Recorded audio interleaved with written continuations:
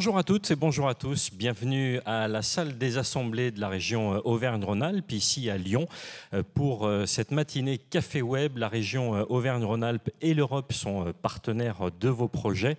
Alors on va vous présenter cette semaine qui est bien sûr dédiée au programme européen. Aujourd'hui, la région et l'Europe partenaires de vos projets avec un certain nombre d'ateliers. Demain, coopération et territoire. Mercredi, ce sera une journée consacrée à la formation, à l'emploi, à la création d'entreprises et à la santé. Jeudi, la compétitivité des entreprises, la recherche et l'innovation numérique. Et puis vendredi, ce sera une journée qui sera consacrée à la transition énergétique et à l'environnement. Nous allons passer 7h30 ensemble. La région Auvergne-Rhône-Alpes qui est un acteur majeur dans la mobilisation des fonds européens. La région qui a déposé la semaine dernière son programme de développement régional 2021-2027 auprès de la Commission européenne.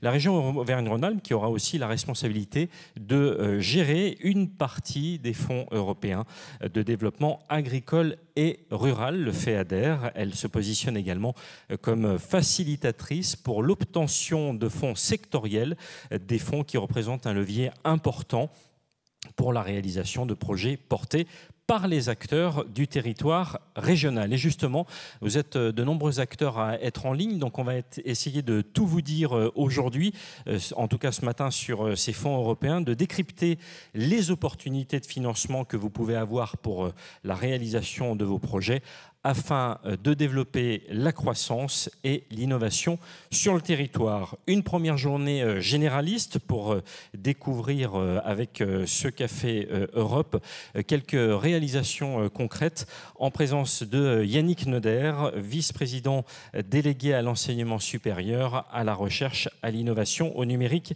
et aux fonds européens. Juste avant de lui laisser la parole, je vous donne deux rendez-vous, notamment un rendez-vous à 14h pour le panorama des programmes qui va vous permettre de suivre les principaux axes de financement en ligne, un temps plus particulièrement destiné aux élus locaux, et puis enfin une conférence en ligne un petit peu plus technique qui va viser à présenter les principales étapes d'un dossier de financement, et cela aura lieu à 16h.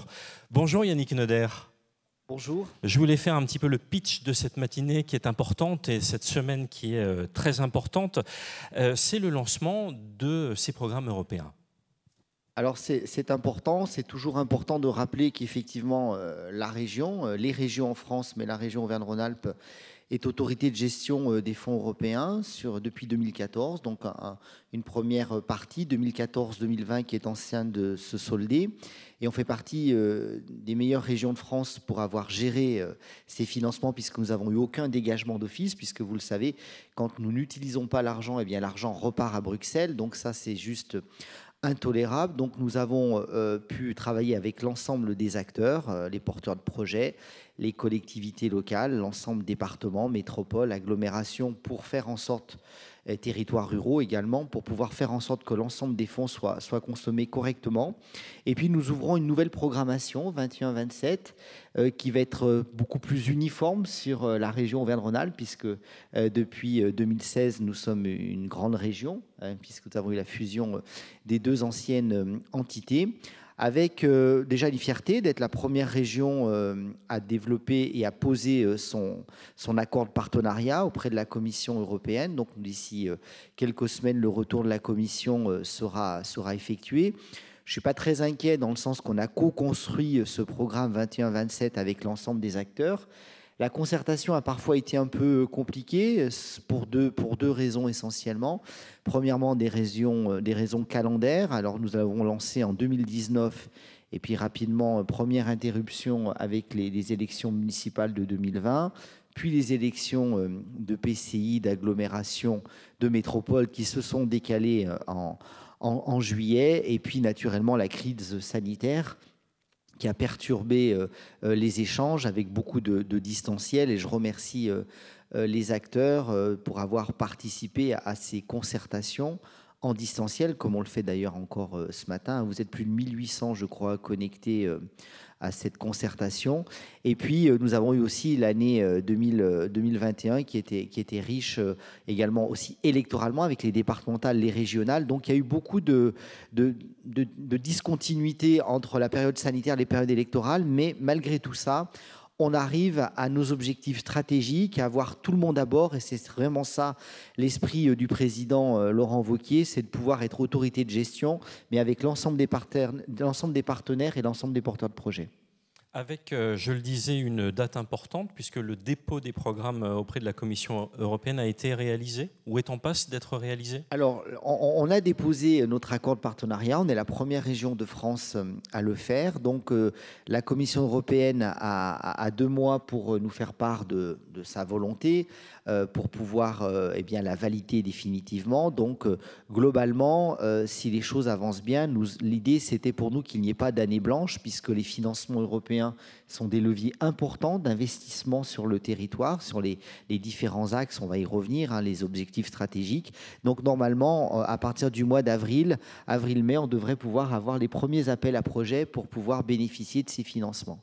Alors la région qui est aussi autorité de gestion du programme Interreg France-Italie-Alcotra, donc la région qui participe à plusieurs autres programmes de coopération territoriale européenne. Est-ce qu'on peut donner un aperçu de ce programme ?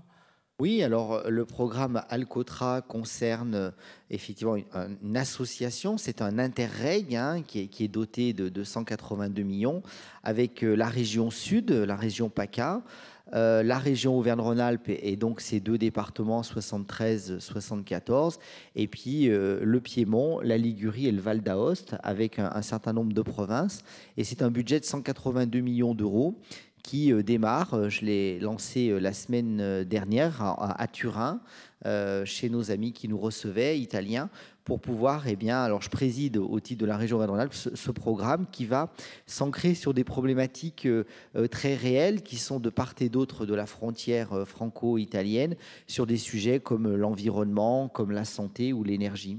Donc autant d'opportunités pour les porteurs de projets et ce dont on va parler ce matin. Alors beaucoup d'opportunités, mais qui restent en lien avec nos axes stratégiques sur lesquels on est peut-être passé un peu vite et pour lesquels il faut peut-être les rappeler. Ces axes stratégiques, c'est donc les fonds de cohésion de la région, les fonds FEDER, les fonds FSE essentiellement, plus le fonds dédié à l'agriculture, le FEADER. Et je crois qu'Emmanuel Ferrand, le conseiller délégué au fonds agricole européen en parlera tout à l'heure. Rappelez les 5 axes. Hein. L'axe 1, c'est une Europe plus intelligente. Donc, on voit bien que c'est une ligne qui va correspondre à tout le monde de l'enseignement supérieur, de la recherche, mais également le monde de l'entreprise. Et ça, c'était important pour la région, que les entreprises jusqu'à 2500 salariés puissent bénéficier de ces fonds leviers sur leur investissement, sur la formation. Sur l'axe 2, c'est une Europe plus verte qui correspond aux grandes fractures, hein, fractures notamment énergétiques, environnementales. Une Europe plus connectée en axe 3 qui permettra effectivement d'avoir tout le champ des mobilités, le transport, mais également toute la connexion et le numérique qui se retrouvent sur cet axe-là. Et puis une Europe plus sociale, plus inclusive, avec le Fonds social européen, le FSE, pour la formation.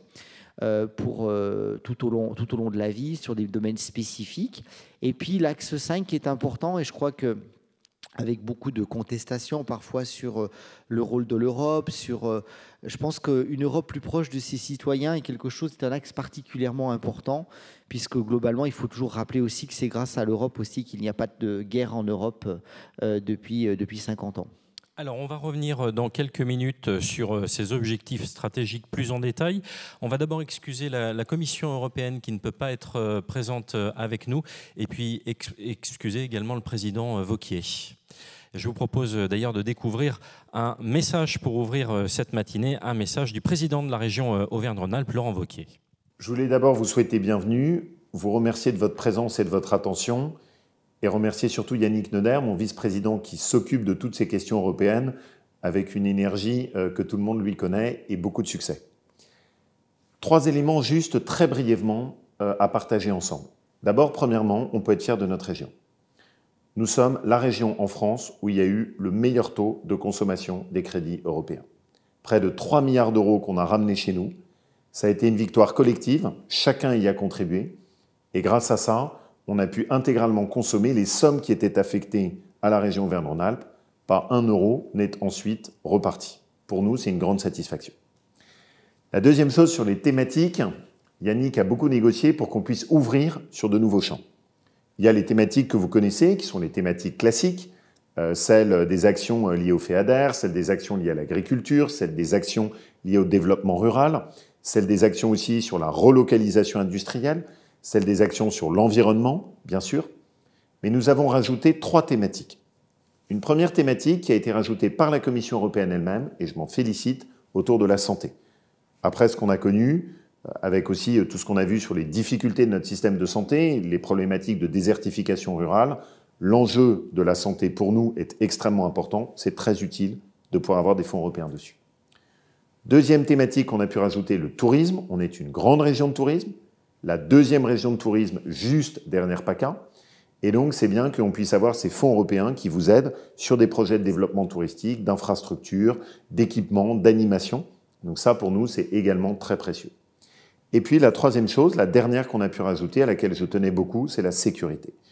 Les questions de sécurité deviennent de plus en plus importantes. Elles sont très attendues par les habitants de notre territoire. Souvent, vous investissez sur des équipements, des caméras, de l'équipement pour la police municipale. Malheureusement, pour pouvoir suppléer à des désengagements qu'on a par ailleurs du pouvoir central, c'est important que nous, on puisse avoir ce soutien qui nous permette, en plus des aides de la région, de vous accompagner. Le succès dans la consommation des fonds européens, et il faut qu'on soit aussi bon la prochaine fois. Deuxièmement, le champ avec les thèmes que vous avez, et pour vous, c'est important de bien appréhender ces nouveaux thèmes qui arrivent. Et puis la troisième chose, c'est on a essayé de négocier le plus possible avec la Commission européenne pour simplifier. Les aides européennes sont précieuses, elles aident nos territoires, mais trop souvent, elles sont compliquées, elles écœurent, elles découragent. On a essayé au maximum de négocier avec la Commission pour simplifier. Essayer de faire en sorte que ce soit plus facile, plus fluide. Je ne vais pas vous mentir, on est encore très loin de ce que je souhaiterais. Et ça ne va pas ressembler aux dossiers de la région que vous avez, qui sont en 3 pages avec très peu de formalisme. Mais on a quand même pu un peu se faciliter la tâche. Elle devrait être plus facile d'accès pour nos associations, plus facile d'accès pour nos entreprises, pour nos réseaux économiques, nos réseaux culturels, sportifs. Elle devrait être plus facile d'accès aussi pour nos collectivités locales, notamment ce que je n'oublie jamais, quand on a affaire à des collectivités locales de petite taille, où on n'a pas forcément des gros moyens administratifs, et où le danger, c'est que du coup, on n'ait pas accès à ces aides, parce qu'on n'a pas le staff administratif pour pouvoir les suivre. Donc on a essayé avec Yannick de simplifier. Au total, on a un beau défi devant nous. C'est vraiment important de récupérer ces fonds européens. Ne passons pas à côté de cet argent. Soyons aussi bons pour la prochaine programmation que ce qu'on a été. Et surtout, on travaille ensemble. Dans notre région, on est unis. On additionne les forces, les élus, le tissu associatif, tous ceux qui créent de l'emploi, tous ceux qui permettent à notre territoire d'aller de l'avant. C'est comme ça qu'on est les meilleurs et qu'on arrive à récupérer le maximum de soutien de l'Europe. Bonne session à tous. Et permettez-moi aussi de remercier toutes mes équipes de la région qui ont préparé ça pour vous et qui ont essayé de faire en sorte que ce soit le plus fluide en lien avec tous les services avec lesquels on travaille. Merci à tous et bonne séance de travail. Merci à Laurent Wauquiez qui tenait absolument à vous adresser ce message ce matin. On parlera de simplification, bien entendu, avec Yannick Neuder un petit peu plus tard dans cette matinée. 3 axes ce matin. Nous allons aborder dans un instant la politique européenne de cohésion. Quelle déclinaison en Auvergne-Rhône-Alpes? Laurent Wauquiez a évoqué la santé. Nous aurons une première table ronde sur la santé, la recherche et l'innovation. Il a également évoqué le tourisme. Ce sera l'objet de la 2e table ronde de la matinée, le développement territorial et rural et le tourisme. Je suis, pour ceux qui viennent de nous rejoindre, en compagnie de Yannick Neuder, vice-président du Conseil régional, délégué à l'enseignement supérieur, à la recherche, à l'innovation, au numérique et aux fonds européens. Yannick Neuder, cette semaine est importante puisque tous ceux qui nous suivent, notamment ce matin, vont mieux appréhender les programmes européens. Leurs axes de financement, on peut véritablement dire que la région est une aide et un support pour les collectivités, pour les entreprises, mais aussi pour les associations. Je crois que l'idée, c'est, le président de Wauquiez vient de le lire, c'est de pouvoir travailler tous ensemble et que ces axes puissent s'ouvrir à tous les porteurs de projets. Donc naturellement, le monde associatif, le monde économique, le monde universitaire, le monde des élus locaux. On travaille très bien avec l'AFCRE et le président Laurent et son directeur avec lequel les relations sont fluides. Je crois que cette mobilisation de fonds européens qui est important, hein, si on reprend quelques chiffres, c'est 880 millions d'euros concernant les fonds de cohésion, FEDER et FSE, c'est le programme Alcotra, 182 millions, et puis c'est le FEADER, les politiques agricoles, où effectivement sur le 1,8 milliard d'euros, la région est quasiment autorité de gestion de 500 millions d'euros. Donc c'est beaucoup d'argent. Cet argent, elle doit permettre le développement de projets sur nos territoires avec un souci qui est très clair, la simplification. Et on va peut-être commencer par là parce que chacune des craintes des porteurs de projets, eh bien, c'est que ça soit trop complexe. Alors, la première chose que nous avons souhaité faire, et j'en remercie l'ensemble des services de la région, c'est que nous avons rien rajouté par rapport au dossier entre guillemets européen. Il n'y a pas de demande de pièces complémentaires, de règlements supplémentaires. Nous avons tout allégé et tout ce qui est demandé aux porteurs de projet, tout ce qui vous est demandé sont uniquement la règlement européenne. Nous n'avons pas surrajouté une réglementation régionale. Ça, c'est le premier point. Un autre axe de simplification était que parfois, finalement, fournir des justificatifs coûtait plus cher que le remboursement de la dépense. Donc, nous travaillons beaucoup avec effectivement un coût unitaire, une forfaitisation, notamment sur les frais de personnel dans les projets. Alors tout ça ne distingue pas et n'élimine pas le contrôle, hein, puisqu'il y a des contrôles réguliers qui sont faits, mais nous allons vers la forfaitisation qui permet de pouvoir simplifier les justificatifs pour le remboursement des dépenses. Et puis surtout, le dernier point qui est la démarche totalement dématérialisée, puisque vous pouvez adresser totalement de façon numérique vos dossiers à la région et les services s'engagent sous 15 jours à vous donner une réponse si globalement votre projet est éligible à des fonds européens, quel type de fonds européens, comment. Et puis, une fois que vous le savez, on ne perd pas de temps inutilement. Vous aurez une personne en responsabilité au niveau des fonds européens qui gérera le dossier avec tout type de profil dans les grandes entreprises, dans les universités, des gens qui sont dédiés dans les collectivités. Puis, comme l'a dit le président, parfois dans les toutes petites communes, c'est le maire lui-même qui n'a pas de staff administratif et qui va gérer le dossier. Donc, une relation de confiance se fait entre la région, autorité de gestion, le personnel de la direction des fonds européens et le porteur de projet directement. Alors on rappelle que ces fonds européens permettent de financer en local une très grande diversité d'actions, recherche et développement économique, environnement notamment, entre autres, Yannick Noder. Je crois que les grands enjeux du développement durable, hein, parce que je crois que c'est ça aussi qui alimente nos politiques publiques à la région, c'est finalement de pouvoir faire du développement durable un des axes qui vient conforter chacune de nos politiques.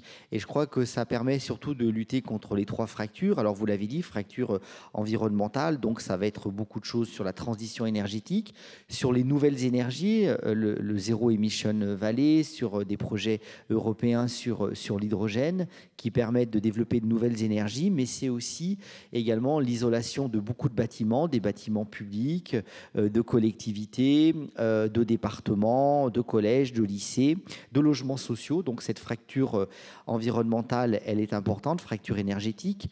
La deuxième, on le sait tous, c'est la fracture du numérique sous différentes formes. Le structurel, le développement de réseaux comme le très haut débit en Auvergne pour l'accompagnement de territoires ruraux, mais également urbains. Donc il y a vraiment un volet spécifique.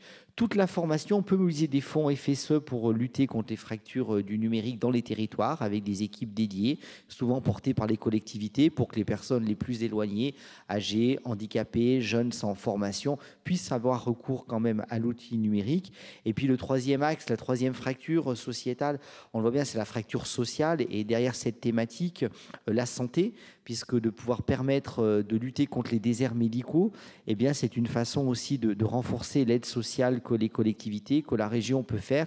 Même si nous sommes sur un champ régalien, nous sommes acteurs du territoire, donc nous pouvons aussi prendre notre rôle d'aménageur du territoire et de présenter aussi les politiques de santé comme une force d'attractivité dans les territoires. Donc ça, je pense que c'est un enjeu fort, c'est une programmation programmation nouvelle, la santé, sur le 21-27, qui a été proposée par la Commission européenne. Et puis nous avons rajouté 2 autres thématiques qui sont importantes, qui sont le tourisme et la sécurité, qui sont quand même des sujets qui sont au cœur des préoccupations de nos concitoyens. Alors, on a vu à l'image, il y a quelques instants, les objectifs stratégiques de la Commission européenne que vous avez évoqués en début de Café Web. Et on voit bien par les exemples que vous donnez que la région Auvergne-Rhône-Alpes est au plus proche des enjeux du territoire en déclinant ses objectifs, Yannick Noder.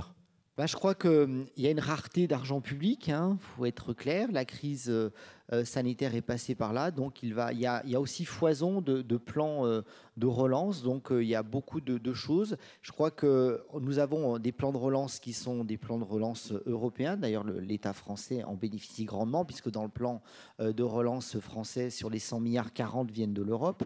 Donc ce plan de relance, il doit pouvoir s'articuler avec différentes aides pour permettre à ce que, notamment dans les collectivités, le taux d'investissement puisse aller jusqu'à 80%, donc en prenant des parts.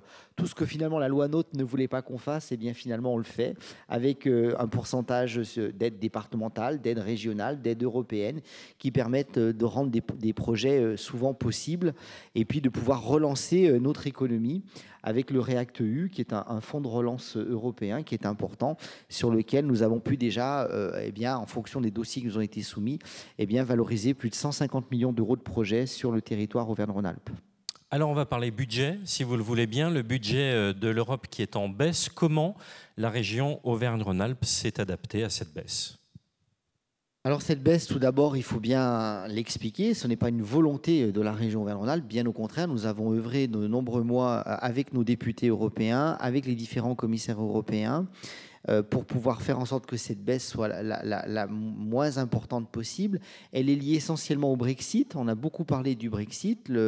L'Angleterre était le 2e contributeur au fonds européen. Donc naturellement, c'est 15 milliards à peu près de moins sur le budget européen, le départ de l'Angleterre, ce qui amène la France à être le 2e contributeur. Donc ça, c'est le premier fait qui est contextuel, qui n'est pas propre à la volonté régionale. D'où l'importance d'être le plus fort possible pour aller mobiliser ces fonds européens et d'avoir 0 dégagement d'office. Pas 1 euro de l'Europe qui arrive en région Auvergne-Rhône-Alpes ne doit repartir. Donc ça, c'est une vraie fierté sur le programme 2014-2020. Et j'en remercie encore les équipes de la direction des fonds européens, puisque nous finirons de payer les projets en cours jusqu'au 31 décembre 2023. Donc pas d'inquiétude. Et il y aura 0 euro qui repartira à Bruxelles sur nos fonds européens. Ensuite, cette baisse de budget, elle est certaine. On a essayé de faire en sorte qu'elle impacte le moins les projets qui sont structurants de notre région, puisqu'encore une fois, malheureusement, nous n'en sommes pas responsables. Un mot encore sur la simplification administrative. Vous l'avez évoqué tout à l'heure, mais il y a des personnes qui nous rejoignent au fur et à mesure. Vous insistez, vous attachez une très grande importance à cette simplification administrative. Écoutez, moi j'ai pris mon expérience personnelle d'élu local. Je n'avais jamais déposé un dossier de fonds européens tellement c'était complexe. Donc je pense que ça c'est quelque chose et c'est du vécu. Donc je crois que notre simplification, elle a porté essentiellement sur 3 mesures. Tout d'abord, d'avoir un interlocuteur fixe au niveau de la région qui est capable de donner une réponse dans les 15 jours, savoir si le projet est éligible ou pas, pour que personne ne perde de temps sur des dossiers qui ne sont pas éligibles, parce que c'est des gros dossiers en général. De simplifier, cette simplification, c'est le fait de uniquement prendre le règlement européen. Et quand nous sommes arrivés en responsabilité au niveau de la région Auvergne-Rhône-Alpes, nous avons supprimé tous les règlements supplémentaires qui avaient été mis par les précédentes régions d'Auvergne et de Rhône-Alpes. Donc nous avons le règlement européen qui est déjà suffisamment complexe, donc nous avons rajouté aucune autre nouvelle règle dessus. Et puis la troisième, c'est de forfaitiser les coûts et quand il y a des justificatifs qui sont trop lourds, trop compliqués à produire, nous pouvons forfaitiser notamment les dépenses de personnel ou d'autres dépenses sur des sujets pour éviter qu'on passe trop de temps à fournir des justificatifs. Et souvent, d'ailleurs, le temps qu'on met à fournir ces justificatifs coûte plus cher que le remboursement du justificatif lui-même. Donc ça, c'était des mesures de bon sens. Ces mesures de bon sens, elles s'inscrivent dans un accord de confiance entre la région et les porteurs de projets. Ça n'exclut pas le contrôle, mais nous faisons partie des régions sur lesquelles il y a le plus de régularité, c'est-à-dire qu'il y a le moins d'irrégularité par rapport à d'autres endroits. Merci beaucoup Yannick Noder. C'est une semaine importante qui démarre avec ce lancement des programmes européens. Nous allons ouvrir une première table ronde qui va être consacrée à la santé, à la recherche et à l'innovation.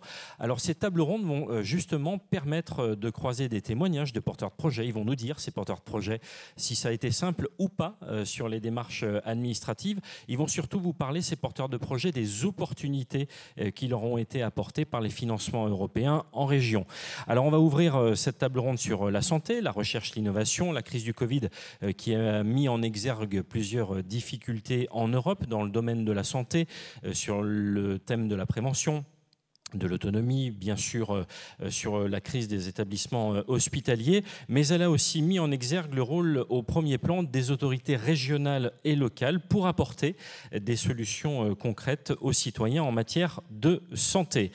Le nouveau programme européen You4Health est entré en vigueur en mars 2021. Il vise à préparer les systèmes de santé de l'Union à affronter les menaces futures au-delà des pandémies.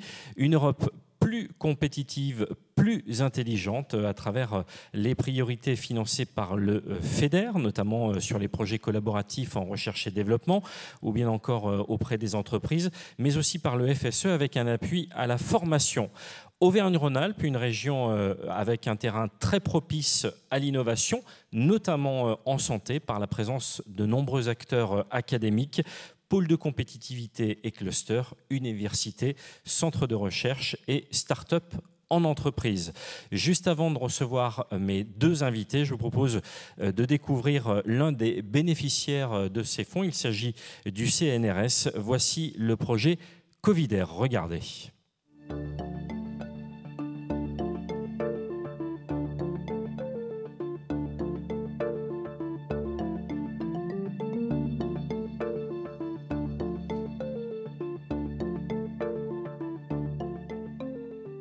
Nous avons initié une étude autour du dépistage de la Covid en début 2020, lorsque la pandémie est arrivée en France. Et nous avons essayé de détecter la Covid dans l'air expiré au travers d'une analyse chimique des composés organiques volatiles expirés par des personnes dont le dépistage était souhaité.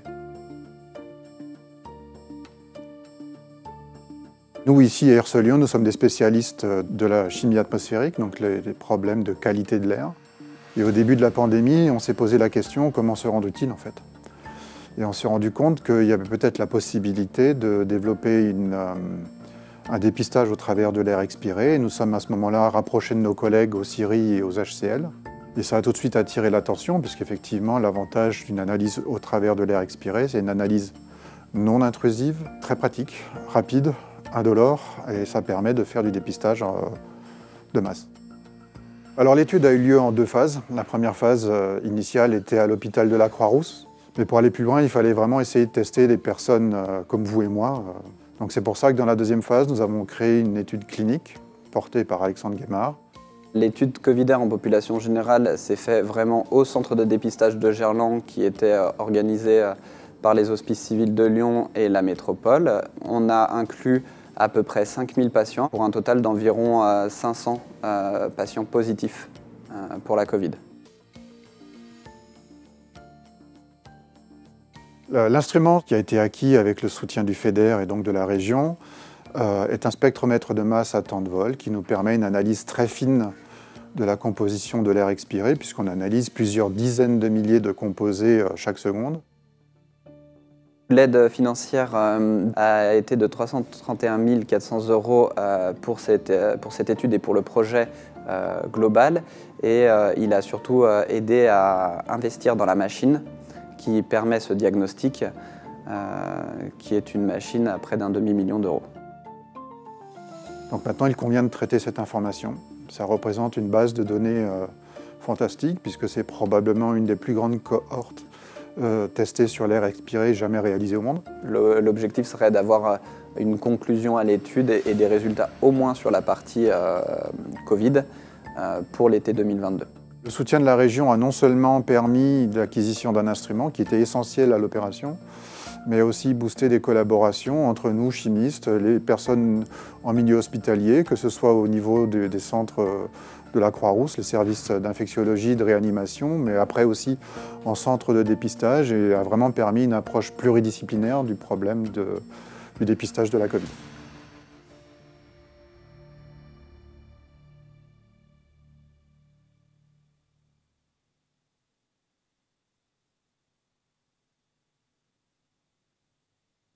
Retour sur le plateau de ce Café Web pour le lancement des programmes européens. Bienvenue si vous nous rejoignez dans la salle des assemblées de la région Auvergne-Rhône-Alpes à Lyon. Vous l'avez vu, le projet Covidair est l'un des projets qui a été financé par les fonds FEDER, 331 401 €. Les collectivités, les institutions, mais également les entreprises. C'est ce que nous allons voir ce matin. Comment est-ce qu'elles sont aidées, toutes ces collectivités, mais aussi ces entreprises. Ce matin, je reçois pour cette table ronde santé Agnès Verdetti, qui est directrice des soins au CHU de Grenoble-Alpes. Bonjour. Bonjour. Et je reçois également Laurence Vignolet. Bonjour Laurence Vignolet. Bonjour. Vous êtes vice-présidente en charge des relations internationales de l'université Savoie-Mont-Blanc. Merci à toutes les deux d'avoir fait le déplacement. Je vais démarrer avec vous, Agnès Verdetti. On va parler très concrètement d'un projet qui a été financé avec les fonds européens. Jamais la première fois sur le patient. Est-ce que vous pourriez nous expliquer en quoi consiste ce projet ? Bien sûr. Déjà, vous remercier de m'avoir invité et puis pour partager cette expérience. Donc, la Haute Autorité de Santé recommande qu'en formation initiale et continue, l'ensemble des étudiants et des apprenants ne réalisent jamais les soins pour la première fois sur un patient, mais bien des phases d'apprentissage et d'évaluation sur des mannequins, souvent des mannequins ou en situation réelle de travail. Donc voilà, tout notre projet portait sur ce développement de la simulation en santé, donc pour plusieurs filières de formation, les aides-soignants, les auxiliaires en puériculture, les assistants de régulation médicale et ainsi que les ambulanciers. Ces formations sont des formations infra-bac, c'est-à-dire un grand nombre de nos apprenants n'ont pas le bac, et pour eux, la création de situations concrètes est particulièrement intéressante. Alors c'est ça qui est important, hein, c'est que ce programme a permis de former, vous le disiez, des aides-soignants, des ambulanciers, des auxiliaires de puériculture, c'est ça ? Exactement. Ces trois filières représentent chaque année plus de 150 apprenants. Et pour nous, il était important de développer l'apprentissage par simulation. Alors, qu'est-ce que veut dire l'apprentissage par simulation ? Il y a différents stades dans l'apprentissage. Il y a la première fois la réalisation d'un geste simple dans une situation, je dirais, en dehors de toute situation, simplement pour réaliser le geste. Puis après, on complexifie les situations, soit de par l'état du patient, soit par le nombre d'acteurs. Pour nous, c'était important aussi. La crise de Covid nous enseigne aussi, c'est-à-dire de travailler en équipe pluridisciplinaire, d'où l'intérêt d'avoir engagé plusieurs filières en même temps sur ce projet pour qu'ils apprennent à travailler et à collaborer ensemble pour les prises en charge futures. Avec des compétences techniques et des compétences un peu moins techniques, c'est ça, c'est le but aussi de ces formations ? Exactement. Alors, je dirais qu'il y a deux niveaux quand on est acteur de soins. Il y a la gestuelle, qui est souvent celle qui est mise en avant et qui est la plus facile à identifier. Mais il y a toute la compétence non technique, les collaborations entre les différents acteurs. Pour être efficace, il faut savoir s'entendre, se comprendre et que nos compétences soient complémentaires. Et ça, c'est les compétences non techniques. Ces situations de soins complexes nous permettent d'entraîner nos étudiants et les futurs professionnels à développer ces compétences non techniques qui sont quelquefois extrêmement difficiles à évaluer si nous n'avions pas de mise en situation. Alors, ce qu'il faut bien voir, et on vous remercie encore une fois d'être venu témoigner, c'est que d'un côté, vous améliorez l'employabilité, évidemment, des publics formés, mais bien sûr, vous améliorez aussi, in fine, la prise en charge des patients. Donc, j'allais dire, il y a un double objectif, évidemment. Bien sûr. L'objectif, je dirais, on a plusieurs objectifs. Premier objectif, c'est la kinésisition, de permettre l'apprentissage pour tous ces jeunes, quel que soit leur niveau académique initial, qu'ils ne soient pas rebutés par la formation, donc les encourager à entrer en formation. puis après à développer leurs compétences techniques et non techniques, on l'a vu, et ensuite d'améliorer les prises en charge des patients, parce que quand vous avez développé certaines compétences, et bien sûr, dans les stages, mais après en tant qu'acteur, enfin en tant que professionnel, ça ne sera que facilité. Et puis d'encourager l'employabilité, puisque souvent dans ces séquences de simulation, nous proposons à des acteurs de santé ou à des futurs recruteurs de participer à nos actions. Alors, j'ai dit que vous étiez directrice des soins du CHU de Grenoble-Alpes. Vous êtes également coordinatrice générale des instituts de formation. Donc, c'est vous qui veillez en fait à ce que l'ensemble des formations soient opérationnelles, j'allais dire. Oui, je veille à une certaine cohérence des programmes de formation, un respect des programmes de formation et à une cohérence de nos activités de formation. C'est pour ça que j'ai eu un rôle assez important dans le choix des 4 filières engagées et la décision de vraiment développer la pluridisciplinarité. Alors, c'est la première fois que vous vous engagez dans une démarche de fonds européens ? C'était la première fois que les instituts de formation du CHU de Grenoble étaient engagés, oui. Qu'est-ce que vous en tirez comme enseignement en toute objectivité? Est-ce que ça a été simple? Est-ce que la région a été là pour vous aider justement à y voir plus clair, comme le disait Yannick Noder, administrativement? Alors administrativement, je ne peux qu'abonder dans ce qu'a dit le vice-président Noder, c'est-à-dire qu'effectivement, on n'avait pas eu d'autres exigences de traçabilité supplémentaires par rapport à ce qui était demandé pour le FSE, et une grande réactivité et un accompagnement très important des équipes de la région. Pour ne rien vous cacher, je prenais mon poste quand on a débuté ce projet, donc j'appréhendais un peu l'engagement dans ce projet. La région était extrêmement réactive. Monsieur Noder disait 15 jours. Pour moi, j'avais des réponses de mail dans les 48 heures. Donc, c'est un réel accompagnement qui permet de fluidifier et d'encourager la poursuite du projet. Est-ce que vous avez d'autres projets en cours de construction avec ces fonds européens, ou est-ce que vous aimeriez aller vers d'autres projets ? Oui, là, Monsieur Noder parlait aussi de la fracture numérique. Même si on est sur un campus universitaire et dans un CHU, on a certains de nos étudiants qui viennent de territoires un petit peu plus éloignés ou bien qui sont en stage dans des territoires plus éloignés. Donc pour nous, c'est important de travailler sur la fracture numérique et la prévention de cette fracture numérique. Donc ça fera certainement l'objet d'un prochain projet. Merci beaucoup d'être venue, Agnès Verdetti. Encore une fois, je rappelle que vous êtes directrice des soins, coordinatrice générale des instituts de formation au CHU de Grenoble-Alpes. Merci à vous. Mais je me tourne vers Laurence Vignolet. Bonjour. Bonjour. Vous êtes vice-présidente en charge des relations internationales à l'université Savoie-Mont-Blanc. Alors, on peut dire USMB, hein, c'est... Allons-y. Allons-y. Vous mobilisez différents financements européens sur différents programmes. Est-ce que vous pourriez nous donner peut-être la diversité des programmes sur lesquels vous travaillez ? Oui, bien sûr.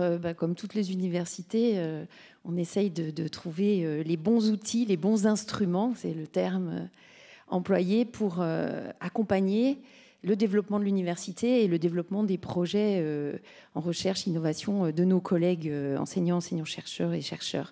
Donc, un très bon exemple, c'est peut-être l'université européenne, UNITA, Universitas Montium, de laquelle nous sommes partenaires fondateurs, et pour laquelle on a mobilisé évidemment les fonds Erasmus+, puisque c'était une impulsion des fonds Erasmus+, et puis on est allé chercher un soutien pour les aspects recherche et innovation du côté d'Horizon 2020, et puis on est allé chercher un soutien du côté des European Innovation and Technology pour l'innovation et l'entrepreneuriat, et encore là récemment, on a eu de nouveau un projet Erasmus+, sur un partenariat de coopération. Donc vous voyez que ça fait vraiment sens et d'aller chercher des fonds, et l'Université Savoie-Mont-Blanc a aussi la chance, avec évidemment le soutien de ces collectivités de la région, d'aller pouvoir développer des collaborations transfrontalières. Et donc nous, on a la chance d'avoir aussi les projets Interreg, qui soient franco-italiens, Alcotra, comme l'a cité tout à l'heure le vice-président, ou l'Interreg franco-suisse, ou l'Interreg d'espace alpin. Alors, vous avez parlé du programme franco-suisse. Vous êtes en collaboration sur un projet de recherche qui s'appelle OncoNanoScream, c'est ça? C'est une plateforme in vitro de criblage de nanothérapie ciblant le cancer du poumon. Expliquez-nous. Alors, je prends mes petites notes parce que c'est pas... Oui, voilà, vous je êtes remercie partenaire, le porteur, en fait, de ce programme. porteur du projet de m'avoir bien informé sur ce projet. Effectivement, c'est un projet d'ingénierie biomédicale, notamment pour la détection des cancers. Donc c'est un projet qui regroupe plusieurs partenaires en France et en Suisse, et en particulier c'est un projet qui regroupe aussi des entreprises.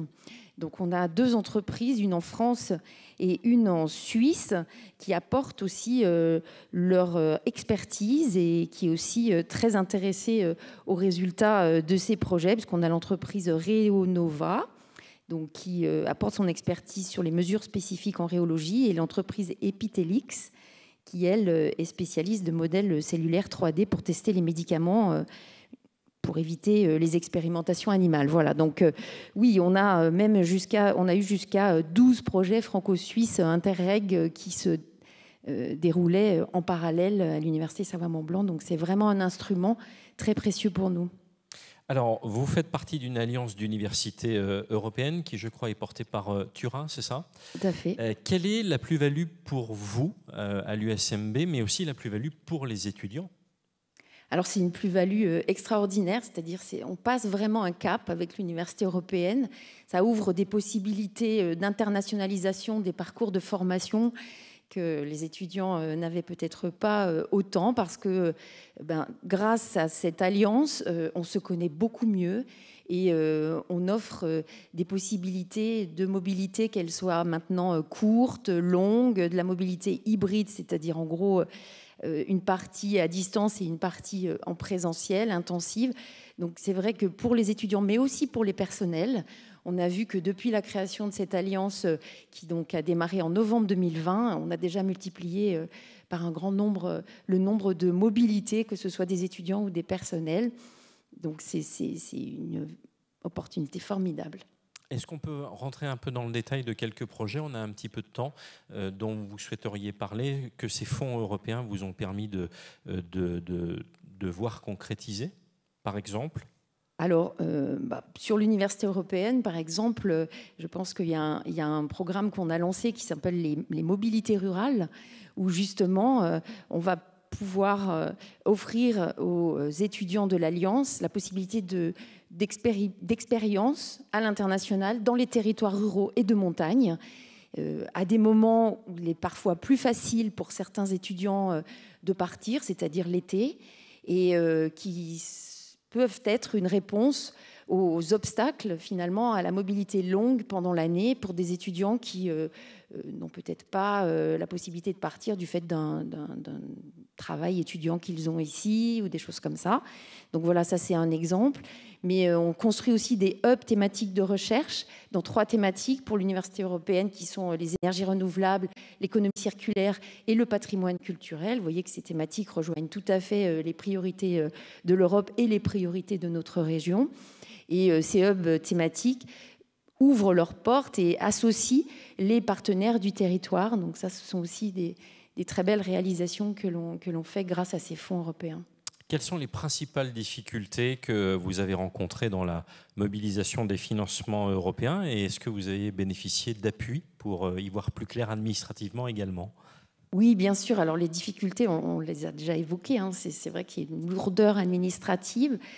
Il y a aussi la difficulté de bien comprendre ces programmes européens. Et c'est vrai que pour ça, je pense que les journées de la région vont nous y aider. Mais c'est vrai qu'il y a toujours de nouveaux programmes qui sont proposés. Donc on a vraiment des appuis. Donc des appuis en interne, puisqu'on a une cellule de montage de projets qui fait de la veille et qui s'informe, bien sûr. Mais on a aussi l'appui de nos conseils départementaux pour les projets interreg. Et puis l'appui de la région et en particulier de la délégation Europe à Bruxelles qui fait une veille fantastique et qui vraiment est toujours présente pour répondre à nos questions.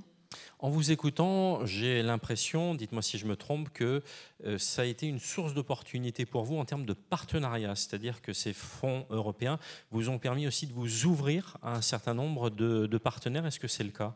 Alors, l'Université Savoie-Mont-Blanc est déjà très internationale, puisque nous sommes la première université en France pour le nombre de mobilités sortantes Erasmus+, et ce depuis 2008.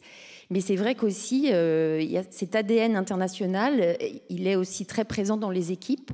Et c'est vrai qu'on a bien sûr activé ces fonds européens pour chercher des partenaires.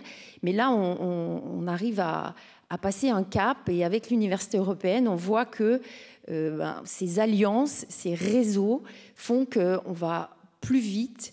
Et vraiment, l'adage africain qui est seul on va plus vite, mais ensemble on va plus loin. Et là, on va vraiment plus loin.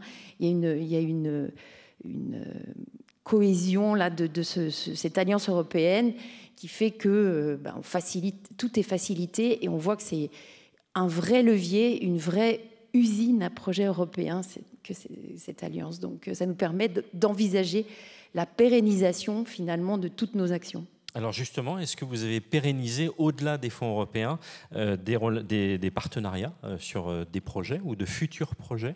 Oui, je crois que, bien sûr, donc, on n'a pas terminé du coup la construction de notre alliance d'université européenne, mais même pour d'autres projets, par exemple le projet OCO Nanoscreen Interreg dont on a parlé tout à l'heure, c'est le 3e projet sur la thématique, alors bien sûr pas sur les mêmes choses, mais c'est déjà le 3e projet Interreg qui derrière a débouché sur un projet ANR suisse. Donc on voit que quand ces partenariats se consolident, on trouve les outils pour pérenniser ces partenariats. Donc bien sûr, on y travaille, et la construction des réseaux, oui, l'Alliance européenne, mais aussi d'autres réseaux comme l'Alliance Campus Rhodanien, avec nos partenaires suisses et des partenaires régionaux de Lyon et de Grenoble, ou notre réseau Relief avec un partenaire suisse et un partenaire canadien. Ce sont des très beaux partenariats qui font qu'après, il est beaucoup plus simple d'aller chercher des fonds pour pérenniser. Tous ces partenariats ont été favorisés par les fonds européens et par la région Auvergne-Rhône-Alpes ? Clairement. Merci beaucoup, Laurence Vignolet. Je rappelle que vous êtes vice-présidente en charge des relations internationales à l'Université Savoie-Mont-Blanc. Un grand merci. Merci à vous. Merci à vous deux. Ne bougez pas, on va ouvrir une deuxième table ronde sur le thème du développement territorial et rural. Laurent Wauquiez vous l'a dit dans son mot d'introduction. On va notamment parler du tourisme dans un instant. Quelques éléments contextuels, si vous le voulez bien. Le 20 décembre, la Commission européenne a lancé officiellement le pacte rural européen avec l'objectif de mobiliser les acteurs ruraux et de faciliter l'échange d'expériences et de réflexions en faveur de la revitalisation rurale, et de promouvoir également des approches locales destinées et adaptées à chaque territoire. Revitaliser les centres-bourgs en permettant de renforcer leur rôle de centralité en milieu rural, c'est l'un des objectifs. Deuxième objectif, construire une offre touristique renouvelée, diversifiée et accessible en réponse aux attentes de la clientèle et s'appuyant sur la mise en réseau des acteurs. Et puis, troisième thématique, c'est de favoriser l'accès à l'emploi en développant de nouvelles activités et en s'appuyant là aussi sur les ressources et les compétences locales. Un mot sur le tourisme, puisque nous allons bien sûr en parler sur cette table ronde. Je rappelle que la région Auvergne-Rhône-Alpes est la 2e région touristique de France, 20 milliards d'euros de consommation touristique, 168 000 emplois et surtout 180 millions de nuitées annuelles. Un tourisme qui se doit d'être durable, qui se doit d'être numérique, qui se doit également d'être résilient. On en parle dans quelques instants sur cette nouvelle table ronde. Juste avant, je vous propose de découvrir juste l'un des projets FEDER. Il s'agit de la création d'un hôtel-restaurant spa 4 étoiles à La Besse, le bénéficiaire de ces fonds européens, la SAS LBH.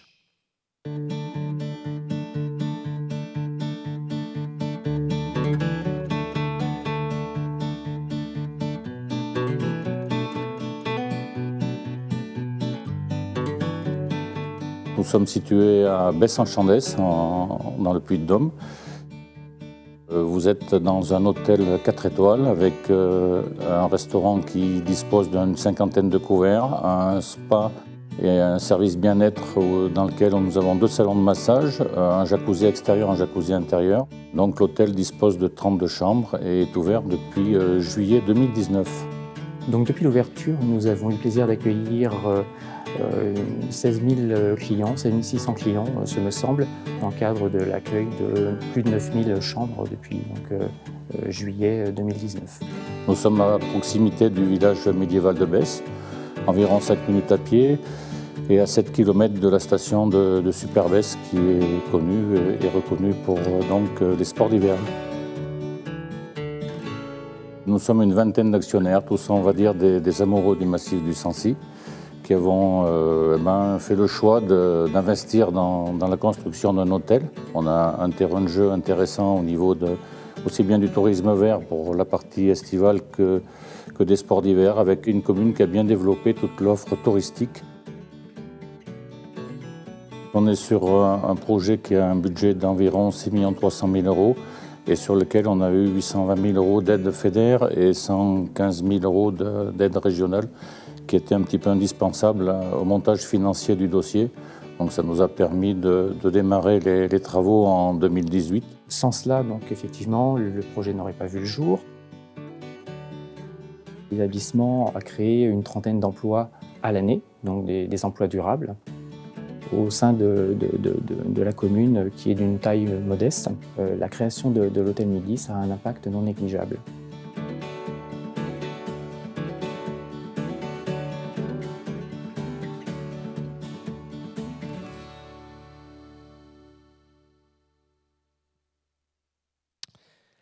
Retour sur le plateau de ce lancement des programmes européens qui, toute la semaine, va vous permettre sur plusieurs thématiques de pouvoir mieux découvrir les mécanismes de financement européens.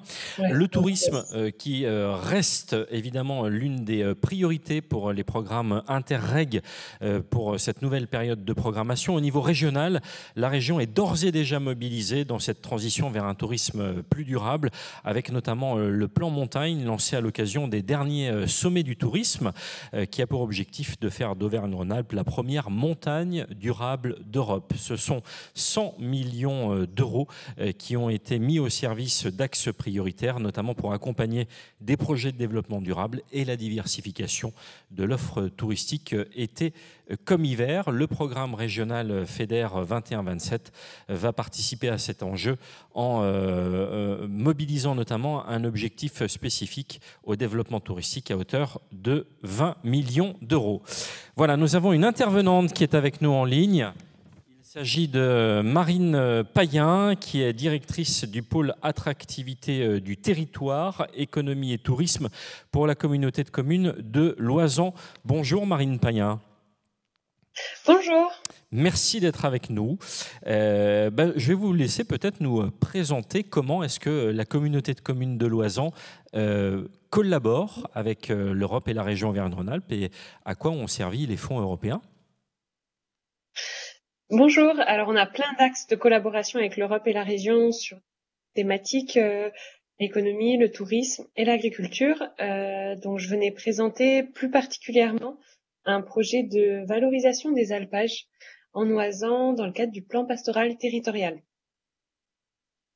Donc concrètement, c'est une action qui est menée maintenant depuis 2010, qui est coordonnée par la communauté de communes de Loizan, mais on travaille en partenariat avec la maison départementale des alpages à Besse-en-Loizan, la Fédération des alpages de l'Isère et Oisan Tourisme pour permettre à nos touristes notamment de mieux connaître les alpages, les enjeux des alpages, mais aussi le travail des bergers. Donc ça veut dire que vous organisez des sorties, c'est ça ? Exactement. Ça se concrétise en différentes actions. Donc le plus concret et le plus palpable, des sorties en alpage qui sont à la rencontre des bergers. Donc c'est auprès de la clientèle touristique. Il y a des demi, voire journées de rencontres qui sont organisées en direct avec les bergers pour mieux comprendre les enjeux des alpages, mais aussi ce métier très particulier des bergers dans l'Oisan. et pour mettre en valeur l'histoire du pastoralisme en Oisans. C'est important. Donc ces sorties, comment ça se passe en fait très concrètement? Ça se passe plutôt le week-end, les gens peuvent s'inscrire. Expliquez-nous un petit peu cette démarche. Comment Oui. est-ce que vous faites les rencontres avec les bergers? Alors concrètement, donc la force de ces sorties, c'est qu'elles sont sur une dizaine de communes différentes, réparties tout au long de l'été. Donc il y a un programme des sorties et les gens peuvent s'inscrire directement à la Maison des Alpages pour ces sorties, et un accompagnateur de moyenne montagne qui va les emmener via les sentiers à la rencontre du berger qui aura qui aura organisé sa journée pour leur montrer différentes phases du métier. Bien sûr, sur ces sorties, il y a toujours un moment convivial qui privilégie l'échange. Vous avez également, je crois, des journées qui sont dédiées aux bergers? Exactement. Alors, deux choses. Toujours dans la valorisation des alpages, on a un festival du film. Les alpages font leur cinéma pour sensibiliser et valoriser sensibiliser sur ces actions et valoriser l'alpage. On organise des conférences. Et un des projets en 2022, c'est de créer des journées thématiques à destination cette fois-ci des bergers directement pour favoriser la cohabitation du pastoralisme et du tourisme en Oisans. Vous avez été financé par le FEADER, hein, c'est ça, je ne me trompe pas? Complètement. Le FEDER et la région. C'est-à-dire que chaque année, voilà, pour ce projet, donc on fait un dossier conjoint, un dossier de demande de subvention auprès de la région et le FEDER. Et c'est un projet qui est financé. Et ce financement nous permet aussi de se réinventer chaque année, d'augmenter les besoins et d'améliorer la promotion autour de ces sorties en alpage. Alors concrètement, les fonds servent à quoi? C'est des travaux de communication, c'est des travaux d'encadrement? Alors, un peu tout. Donc, il y a bien sûr l'encadrement par des professionnels de ces sorties. Il y a aussi la partie communication, promotion et des moyens supplémentaires auprès de la Maison des Alpages pour pouvoir mener à bien ces différents projets. Marine Payen, je rappelle que vous êtes directrice du pôle attractivité du territoire, économie et tourisme. On peut véritablement dire que les fonds européens et les fonds de la région Auvergne-Rhône-Alpes servent véritablement au quotidien à promouvoir votre territoire, mais aussi les métiers du territoire. Oui, complètement. Donc, cette action en particulier vient s'inscrire dans le cadre du plan pastoral territorial, qui est vraiment une partie importante et une identité forte de l'Oisan, bien qu'on la connaisse cette région un peu plus pour le tourisme et notre activité principale. Et je vois que vous avez, on l'a vu sur l'affiche qui a été diffusée il y a quelques instants, vous avez une maison des alpages. Oui, une maison des alpages qui est située à Besse-en-Oisan et ouverte une grande partie de l'année et qui est à côté de l'office du tourisme de Besse et qui permet vraiment, qui a un petit musée qui permet vraiment à toute personne passant dans le village de mieux connaître le métier des bergers et le fonctionnement des alpages en Oisan. Alors, on va se parler en toute franchise. J'ai deux questions. D'abord, est-ce que ça a été compliqué administrativement? Comment la région vous a appuyé? Et puis, qu'est-ce que vous dites à un porteur de projet qui a envie de se lancer mais qui n'ose pas y aller? Il faut y aller, ça c'est sûr. Nous, on a la chance à la communauté de communes, on coordonne donc ce projet avec différents appuis techniques et on a la chance d'avoir un chargé de subvention. Donc, qui s'occupe de toute cette partie et qui a des liens privilégiés, bien sûr, avec la région et l'Europe pour ces différents dossiers. Concrètement, ça permet, moi je dirais que poser un dossier de subvention, ça permet aussi de cadrer le projet, de s'appliquer des critères d'évaluation qualitatifs et quantitatifs et de chercher chaque année à améliorer ces différentes évaluations. Donc, c'est aussi des dossiers qui permettent de structurer les actions, au-delà même de la demande de subvention. C'est très important ce que vous dites, Marine Payen, parce qu'en préparant ces interviews, c'est un peu ce que tout le monde m'a dit dans les intervenants, c'est que ça vous permet de réfléchir sur vous-même, de réfléchir sur vos activités, de prendre un peu de recul et de voir l'avenir. Complètement, de s'adapter aussi aux différentes aux évolutions. Nous, on a un public qui vient en période estivale loisans, qui est en constante évolution, donc aussi adapter nos actions à ce public chaque année, se reposer la question des thèmes à aborder, des priorités à mettre en place au sein de projets. Donc c'est au-delà même du bien financier qui est indispensable au maintien de ce type d'action, très spécifique et très thématisé. Ça nous permet de se poser les bonnes questions chaque année lors de la création du nouveau projet. Merci beaucoup Marine Payen. Est-ce qu'il y a un autre projet que vous aimeriez maintenant financer avec les fonds européens et la région Auvergne-Rhône-Alpes? Allez, soyons fous, un autre projet à venir. Sur le projet, soyons fous. Non, nous on a, en effet, le contexte Covid, etc., nous amène des touristes non initiés en montagne. On a de nouvelles problématiques liées à l'utilisation de drones et autres, et des conflits d'usage qui se concentrent. Donc on a 2 grands projets dans l'Oisan sur ce sujet-là, et ils seront peut-être financés par le FEDER et la région. On a 2 sensibilisateurs qui sont sur les sites les plus fréquentés, qui vont au contact pour vraiment leur présenter les enjeux et les sensibiliser aux bons gestes en montagne. On a toute une partie promotion des bons gestes en montagne, et on aimerait bien, pour notamment toucher le public jeune, mettre en place des capsules vidéo pour présenter le pastoralisme, les impacts éventuellement d'un drone qui survole un troupeau de moutons, en termes d'avortement, de différentes choses qui sont vraiment très néfastes pour les bergers.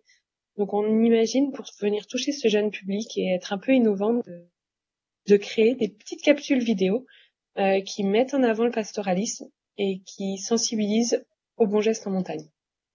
Merci beaucoup Marine Payen d'être intervenue. On va continuer cette table ronde dans le cadre de ces lancements des programmes européens avec Joseph Mignosi. Alors on va passer des montagnes à la Viarona. La Viarona, c'est cette piste cyclable qui va du Léman à la Méditerranée. Et Joseph Mignosi est président et fondateur de Bénur. Nous allons retrouver donc Joseph Mignosi. Bonjour Joseph Mignosi, est-ce que vous êtes là?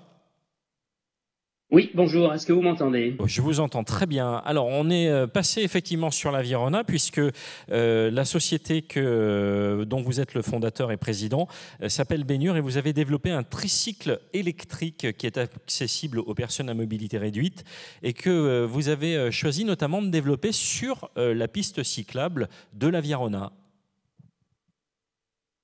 Oui, tout à fait. Alors, pour être un petit peu plus précis, c'est un tricycle effectivement à assistance électrique inclusif. Et quand on dit inclusif, eh bien justement, c'est un vélo qui va pouvoir être utilisé, alors bien sûr par les personnes concernées à mobilité réduite, et puis aussi par les autres personnes, même si elles ne sont pas à mobilité réduite, avec un système de banquette. Et là, on va travailler sur un aspect qui est très important. C'est celui de l'inclusion, c'est-à-dire que l'on soit en situation de handicap ou non, on va pouvoir utiliser le même matériel, qui va effectivement enlever cette barrière de la stigmatisation, souvent sur du matériel adapté ou médicalisé, qui est pour le coup très stigmatisant. C'est une nouvelle solution de mobilité pour mieux aborder finalement la Viarona. Est-ce que ce projet va aller au-delà de la Viarona ? Alors, nous, on va déjà au-delà de la Viarona cadre de notre entreprise. Ensuite, on aimerait effectivement continuer le projet avec l'Europe et avec la région, parce que vu avec l'engouement que l'on a eu sur justement le déploiement de ces vélos sur cette très belle piste cyclable aménagée qui est la Viarona, c'est comment on répond aux besoins aussi de tous les sites, surtout touristiques. Ça va être des parcs de loisirs, ça va être des villages médiévaux, ça va être tous ces lieux-là un peu emblématiques de la région qui sont beaucoup fréquentés, mais qui, par un manque de voirie ou d'accessibilité, donc ne sont pas fréquentés par les personnes qui sont justement à mobilité réduite. Comment est né ce projet et qu'est-ce qui vous a donné le déclic d'aller chercher des financements européens ? Alors, moi, je ne connaissais pas le financement européen. Un peu par hasard, j'ai répondu à un appel à projet et sans vraiment avoir c'est pour ça que je conseillerais vraiment à chaque fois de répondre à ces appels à projets, parce que quand j'y ai répondu, je pensais vraiment pas du tout pouvoir y avoir accès. Et en fait, très rapidement, j'ai eu un rendez-vous, puis un deuxième rendez-vous pour avoir la chance d'expliquer et de démontrer ce que l'on voulait faire avec notre projet. Alors, vous venez de dire, j'ai eu rendez-vous. Vous avez eu rendez-vous avec qui? Expliquez-nous. Alors, première étape, on répond à l'appel à projet en ligne.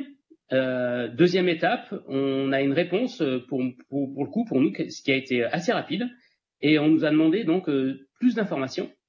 Et très rapidement, on a eu un rendez-vous à l'hôtel de région avec les personnes qui pilotaient justement ce projet-là spécifiquement.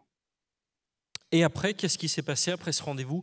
Vous avez mobilisé des ressources en interne? Oui, alors pas dans l'immédiat, puisque je pensais être capable de pouvoir gérer effectivement ce dossier. Et effectivement, on en a beaucoup parlé un petit peu de la lourdeur administrative.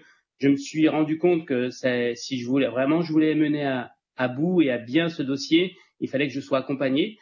Alors pour ma part, moi je me suis rapproché d'une entreprise qui accompagne justement des petites entreprises comme les miennes sur la partie administrative et sur la partie donc montage du dossier, présentation du dossier, ce qui nous a permis d'avancer de manière surtout sereine et d'être sûr qu'on allait bien dans le bon sens pour répondre au dossier demandé. Le financement est de quelle hauteur? Alors là, nous, le financement, quand on présente, en tout cas pour moi, on a présenté un montant global du projet. Sur ce financement, sur ce montant global, on est accompagné à hauteur de 60%. En tout cas, ça a été le cas pour moi. Donc, un accompagnement à hauteur de 60%. Donc, bien tenir compte que l'on doit quand même financer les autres 40% par notre propre entreprise. Donc, si je ne me trompe pas, le projet est d'à peu près 265 000 € et vous avez été financé à 60%. C'est ça. Le montant total était de 273 000 € et nous avons été accompagnés à hauteur de 60% sur ces 273 000 €. Alors, en préparant l'entretien, vous m'avez indiqué qu'il fallait être conscient qu'il y avait une avance de trésorerie à faire. Ça veut dire qu'il faut quand même être en capacité, même si vous avez la certitude d'avoir ces financements, de pouvoir avancer la trésorerie pour mener à bien le projet en attendant les fonds. Oui, il y a effectivement ce paramètre-là dont il faut tenir compte, puisque on doit avoir un minimum de trésorerie pour s'engager sur ce genre de projet. Alors, quand on est une petite entreprise comme la mienne, ce que l'on peut faire, c'est que comme effectivement il y a une partie de ressources humaines qui est intégrée dans les financements, donc moi ça m'a permis aussi de pouvoir attendre pour me payer moi-même au niveau de mon salaire et de jongler un petit peu comme ça. Mais effectivement, point de vigilance sur le fait que un projet financé à hauteur de 50 ou 60%, on doit effectivement tenir compte que on puisse mener à bien au sein de notre entreprise le projet financièrement. Est-ce qu'on peut dire que les financements européens et la région Auvergne-Rhône-Alpes vous ont ouvert des portes? Est-ce que ce développement de projet vous a permis de vous ouvrir des portes parce que ça vous fait aussi une vitrine sur d'autres projets? Alors complètement, je dirais peut-être que c'est l'un des points majeurs que je peux retenir de cet appel à projet, alors, la visibilité, l'accompagnement aussi, et puis comme le projet juste avant qui a été expliqué dans l'Oisan, ça permet aussi de vraiment de se recentrer sur son projet, d'identifier nos réels besoins, mais clairement la visibilité, la rencontre avec les acteurs de la région et le fait qu'on puisse effectivement, comme ce matin par exemple, être là, présenter notre projet. Donc de cet aspect-là, ça a été vraiment très intéressant. Quels sont les conseils que vous donnez à des personnes qui veulent se lancer dans les démarches des fonds européens? Qu'est-ce que vous pourriez leur dire?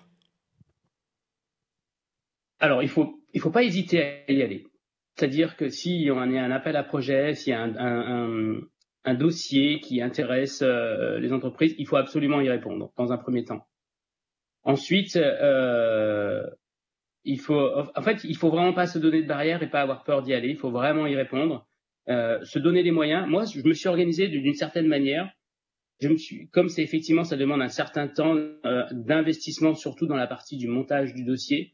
J'ai consacré dans mon entreprise une demi-journée par semaine pour effectivement accompagner le dossier pendant toute la partie de l'appel à projet.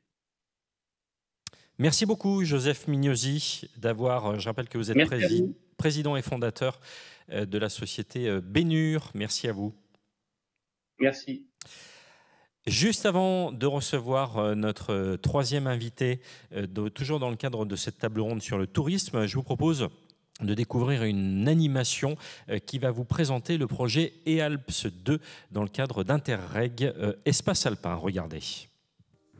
Avec son environnement montagneux exceptionnel, son climat diversifié, ce niveau de biodiversité remarquable et son patrimoine culturel, la région alpine offre de nombreuses possibilités de vivre sainement. Contrairement aux vies urbaines animées, exposées à la poussière fine et au bruit, les loisirs de plein air dans des environnements naturels sont de plus en plus reconnus pour leur impact positif sur la santé et le bien-être des personnes. Plusieurs ressources naturelles telles que les cascades, les plantes médicinales, le microbiome sur les alpages ou les eaux thermales ont montré un bénéfice mesurable pour la santé et le bien-être des humains. Ces ressources de santé permettent, entre autres, de renforcer le système immunitaire, d'améliorer la condition physique, les performances respiratoires et la résilience mentale. L'objectif principal du projet Interreg Alps 2 de l'espace alpin est d'aider les gestionnaires de destination à développer des expériences touristiques qui combinent les avantages des ressources de santé avec d'autres éléments des chaînes de valeur régionales. Avec le soutien de 8 régions pilotes, 11 institutions partenaires collaborent pour fournir aux destinations des outils concrets pour valoriser leurs ressources naturelles et développer de nouveaux produits pour le marché de niche du tourisme de santé alpin.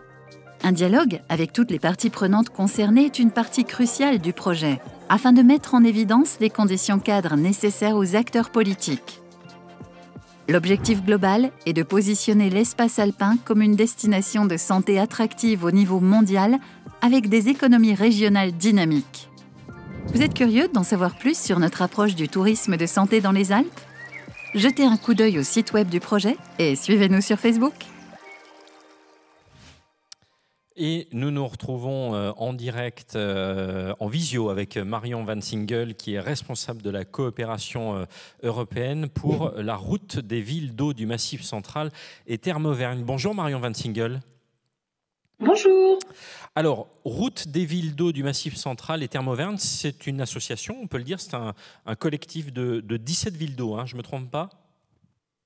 Alors en fait oui, ce sont 2 associations. La route des villes d'eau du Massif central, c'est une association qui est composée de 17 villes d'eau, donc sur 4 régions du Massif central, et qui travaille à la valorisation de notre destination par le biais de ses spécificités, donc le bien-être à l'eau thermale et le patrimoine thermal.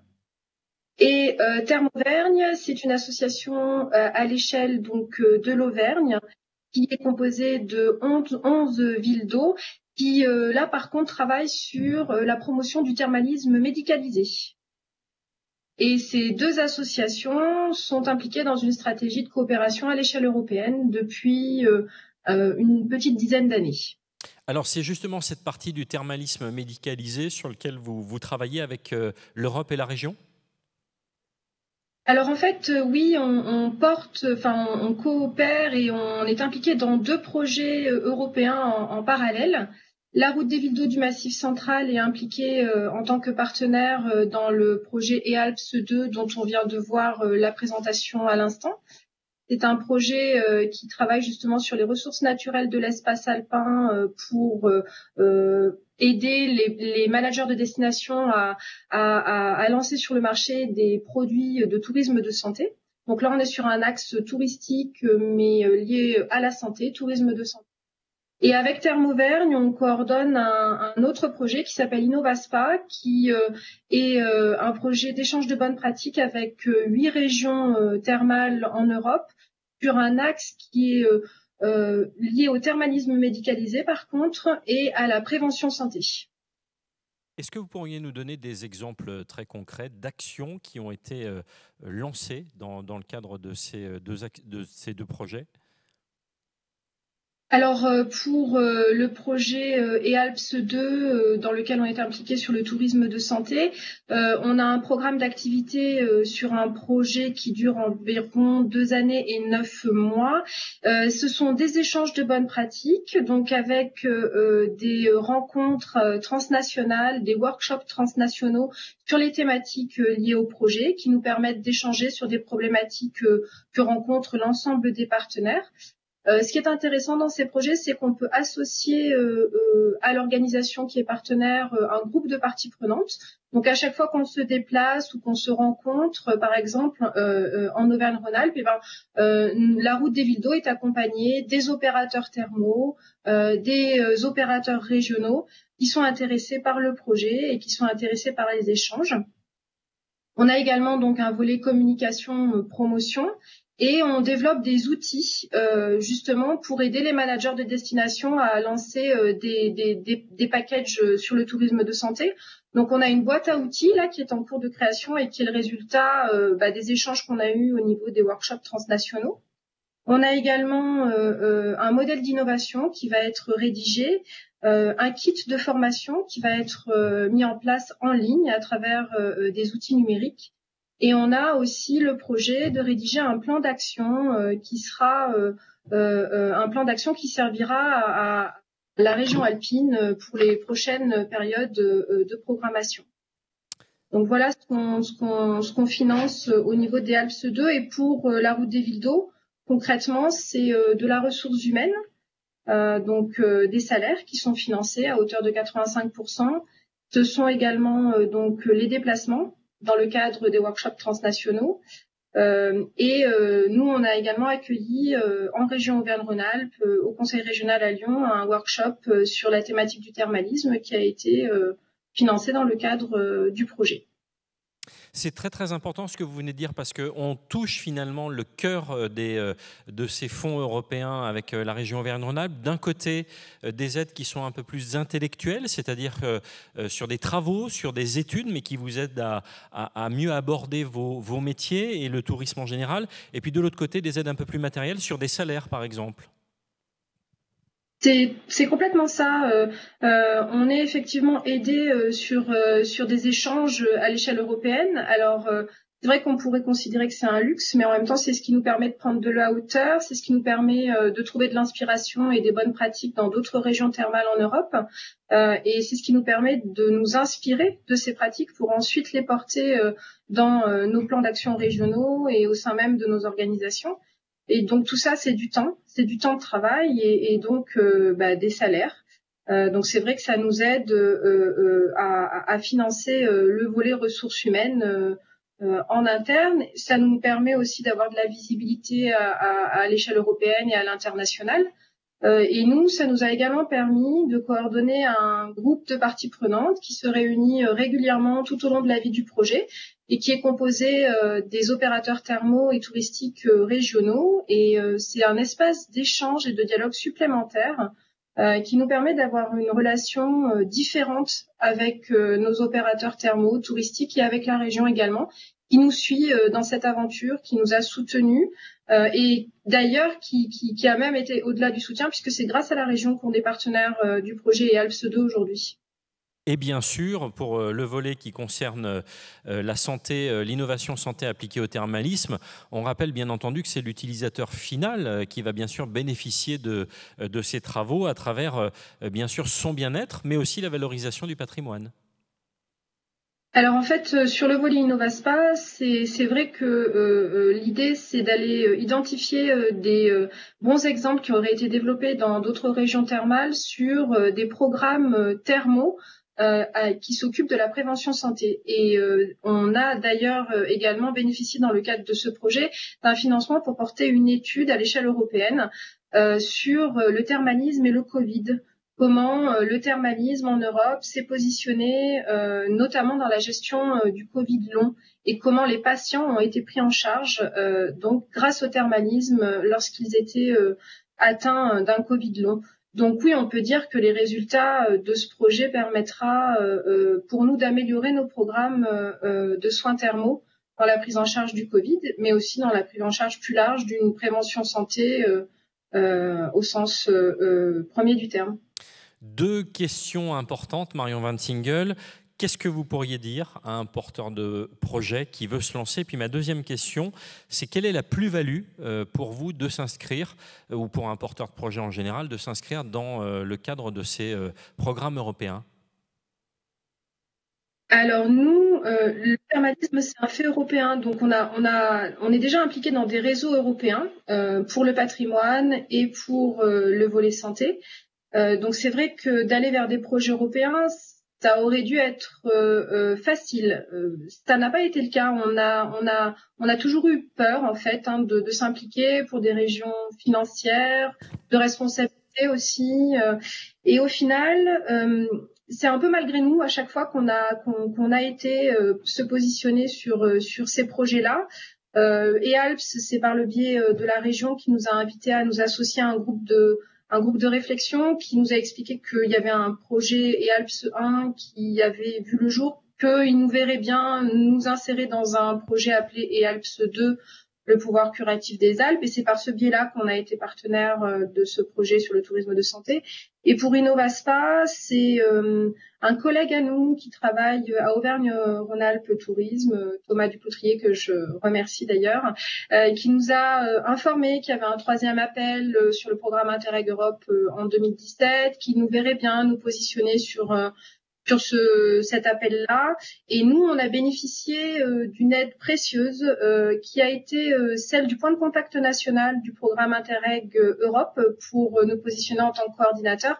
Et on a même bénéficié d'un accompagnement d'un prestataire spécialisé qui nous a aidé pendant 6 mois à rédiger le dossier de demande de financement, qui nous a aidé à sélectionner nos partenaires, qui nous a aidé à monter notre budget et qui nous a je pense permis en fait d'avoir un bon dossier et qui ensuite a été reçu au niveau du 3e appel. C'est important ce que vous avez dit, pardon, je me permets de rebondir sur Auvergne-Rhône-Alpes Tourisme. Ça a été l'un des moteurs finalement, c'est eux qui vous ont donné l'impulsion? Alors disons qu'on avait espoir, envie, on avait déjà coordonné un projet sur un autre programme qui s'appelait Creative Europe quelques années auparavant. Ça s'était très bien passé, mais c'est vrai que les programmes Interreg nous faisaient peur. Et c'est vrai que Thomas a vraiment permis, lui il a porté plusieurs projets sur Interreg Europe et il nous a permis déjà de dédramatiser un peu ce que c'était qu'un projet sur un programme comme Interreg Europe. Et ensuite le fait que le point de contact national des régions sud de la France nous mette à disposition ce consultant spécialisé, qu'on soit accompagné pendant 6 mois. Ça permet quand même de se dire, voilà, on n'est pas tout seul, on est avec des personnes qui s'y connaissent, qui vont nous donner les bons conseils, et du coup, on se dit que ça vaut peut-être le coup de tenter. Et c'est ce qu'on a fait. Donc, on s'est retrouvé coordinateur d'un projet, alors qu'on n'avait jamais été partenaire d'un projet Interreg. Par contre, on a à nos côtés des partenaires qui, eux, sont déjà impliqués dans des projets Interreg Europe, qui ont déjà été partenaires. On a souhaité quand même sécuriser le partenariat pour pas faire les frais de cette ignorance quoi de notre côté. Et moi, j'ai vraiment le sentiment que je saurais ce que c'est que de coordonner un projet Interreg Europe quand le projet sera terminé. Parce qu'on n'est pas au bout de notre surprise. Donc, faut y aller. C'est ce que vous pouvez dire à quelqu'un qui veut porter un projet. Exactement, il faut y aller. Il ne faut pas avoir peur, il faut y aller. Merci beaucoup Marion Van Singel. Je rappelle que vous êtes responsable de la coopération européenne pour la route des villes d'eau du Massif central et de Terme Auvergne. Voilà pour ce café web. Je rappelle que quand même, vous l'avez vu, les fonds européens, c'est en région Auvergne-Rhône-Alpes plusieurs milliards d'euros qui vont être consacrés sur ces programmes européens 2021-2027. Les différents témoignages qu'on a voulu mettre en avant ce matin vous démontrent que ces fonds soutiennent des projets concrets pour plus d'innovation sur les territoires. Et puis je rappelle que la région est pleinement mobilisée pour faciliter l'accès à ces fonds, à la fois en simplifiant les procédures d'octroi et en accompagnant individuellement les porteurs de projets.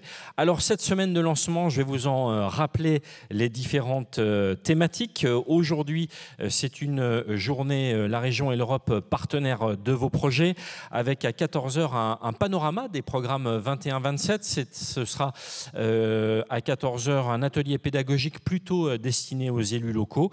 Et puis à 16h, c'est un moment important pour les potentiels porteurs de projets, puisque ce sera comment demander une subvention FEDER ou FSE+. Demain, 1er février, coopération et territoire. Le 2 février, ce sera mercredi, une journée consacrée à la formation, à l'emploi, à la création d'entreprises et à la santé. Jeudi, la compétitivité des entreprises, la recherche et l'innovation numérique. Et puis vendredi, ce sera la transition énergétique et l'environnement. Pour aller plus loin, rendez-vous sur la plateforme dédiée cette semaine, www.lancement2017.auvergne-rhône-alpes.eu. Vous pourrez y découvrir les programmes régionaux, les programmes de coopération territoriale européenne, mais également les programmes thématiques. Voilà pour ces différents rendez-vous. On avait promis de vous libérer à 11h. Écoutez, il est 10h58. On vous souhaite une très très belle journée pour cette semaine consacrée au lancement des programmes européens qui a démarré ce matin en direct depuis la région Auvergne-Rhône-Alpes. Bonne journée.